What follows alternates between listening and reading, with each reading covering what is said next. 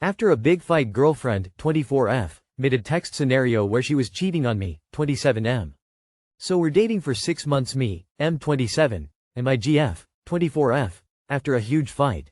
I was mad ASF, so I called her an asshole, stupid, count. Con in French.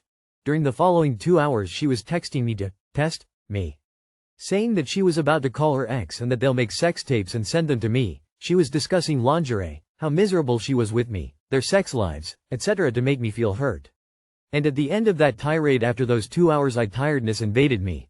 I told her to do whatever, and then she told me that the fact that I believed in her proves that I don't trust her. I told her it was an overreaction from her part. She didn't listen and blamed me. Am I responsible for this? Update. She called me saying that she's sorry but that it still hurts her that I believed her. Yeah, I'm breaking up with her Friday, when we'll see each other. She doesn't see how immensely manipulative that was, seeing how she has anger management issues. Thanks everybody. Bro, this is absolutely insane behavior. That is not how adults in a relationship act. Communication is always key, plus mutual respect. If she's threatening to cheat on you, she doesn't respect you, your relationship, or the sanctity such a bond entails. Swearing at and insulting your girlfriend is a bad way of handling a disagreement. Threatening to do sexual things with her ex to get back at you is even worse. You two either need to work seriously hard on how you two handle relationship disputes in a healthy way, or you just need to straight up break up with each other. Y'all both suck. You guys are both gross. WTF, man. All of that is besides the point. You're with somebody who is actively trying to hurt you, and you being a rude ass to begin. Ciao, Bella. Victory hand light skin tone. I'm 60F. He's 59M, was told this today via text by my partner. I do love you. It's why I've stopped cheating, lying and looking. I want to be with you for the remainder of what we have left in this life together. Quote. Seriously, not once was I good enough for him to stop all the cheating and lying for over 30 years. His occupation as a pilot, flying 17 days every month in Asia where sex is cheap for any man. How do you even move forward with someone so mistrusting and deceiving? He could never fit me into his life in the past but only to use me. He struggles to fit me in his present unless he wants something. How will he fit me into his life in the future? We've had 2 solid good years. I wonder if it's only a matter of time the past starts repeating again? Why do people get to this point to say these words, I finally want to be with you, when they know they're aging, having health issues, getting fat, becoming unattractive? New phone, who dis? Sounds like something has caused him to take stock of his life and he's decided you are the person he wants to burden with his declining age and increasing needs. Tell him to sit on a prop and rotate. This will sound harsh, but you accepted this for 30 years. If I was a betting woman, I would put money on you continuing to accept this. Kind of rare to grow a spine at the age of 60. Why did you put up with that for 30 years? You knew he was doing this to you for over 30 years and yet you stayed. This was a choice. I mean, you know he is aging and becoming unattractive and then running back to you. Do you really need to ask why when you answered your own question? I can't speak for you, but I would rather enjoy my remaining years on earth being happy and alone. Well, not really, I have family and friends, than miserable in a marriage. Who knows, you might meet some that doesn't make you feel worthless. His little friend doesn't work that well anymore. He doesn't have any more cravings to satisfy. If you still like him, he's probably going to be better than he was. He's getting old and wants to settle and for you to take care of him. My girlfriend, F20, verbally abused me, M21, in bed and I'm not sure how to handle it. I have a happy relationship with my girlfriend who I've been dating for a couple months, but she started to severely insult me and verbally abuse me in bed. However, the catch is, it gets her off? Basically, the other day while we were having sex, midway through as she was getting closer, she started degrading the fuck out of me. She kept making fun of my body and insulted everything about me, including my personality and decisions, and said my dick is small. She got off in like record time and had the craziest orgasm I've seen her have ever, so I was really taken aback. I don't want to break up with her because the relationship is so good and everything has been literally a dream. I don't know if I should talk to her about this though, because to be honest I have like an animal predator prey kink. Not sure how to easily explain, but it's unique, and she's not a fan of it but entertains it on occasion. But the things she told me really hurt, and knowing she got off so fast on making me feel so pathetic and targeting my deepest insecurities really messes with me, and I don't know what to do here. If you don't like it, tell her. If she needs it, it's not a good match. Have you considered verbally abusing her back? Tell her that her dick is small. If this is a serious relationship, the first step should always be talking to your girlfriend. Not coming to Reddit to see what strangers think. You don't know what's going on in her head. Maybe she misunderstood your kink and thinks she's playing into it and exciting you both. Maybe not. If this relationship is literally a dream, you should probably talk to each other about your issues.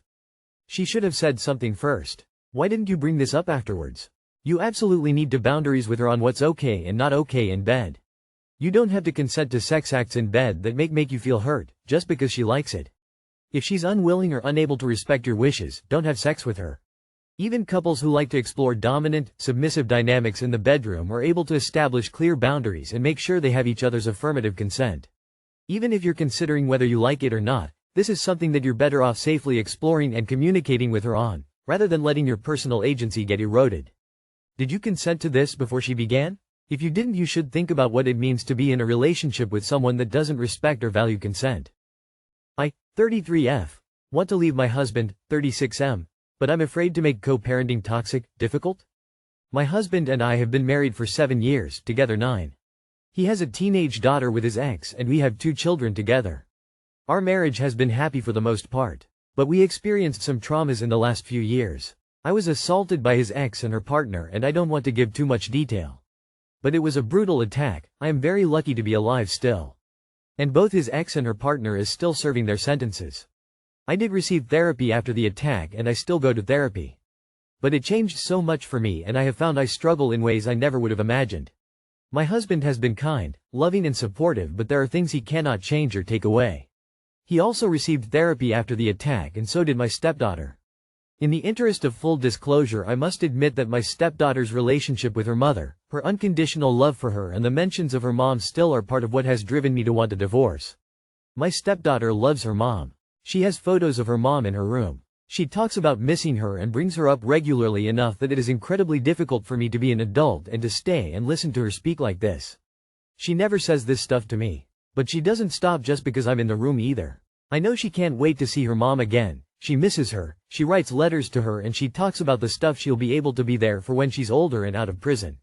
And I understand because this is her mother, but it is so deeply distressing for me to hear the woman who did this to me, who planned this and put her partner up to his role in it, is missed and loved so much, and to have so much positive said about her. I don't go near my stepdaughter's room because the photos of her mom are difficult for me to see. She slipped a couple of them into the living room once as well, and my husband asked her to take them back to her room. I don't blame her for loving her mom or missing her mom or wanting her mom. She does know what her mom did to me, but she's still her mom, and I understand that. But even if she moved out in a few years, I know that part of being her stepmom and married to my husband means dealing with the fact her mom will be back in the picture eventually. And I don't feel okay about that, and it kills me to coexist in a house where her presence exists in this way. My therapist and I have talked through this so many times, and she has said it is ultimately up to me if I can't do this anymore. My husband is wonderful and I still love him. I don't blame him for what happened either. It's just staying married to him comes with things I don't think I can handle any longer. But I know this is a decision that could make things toxic between us, and co-parenting could be difficult.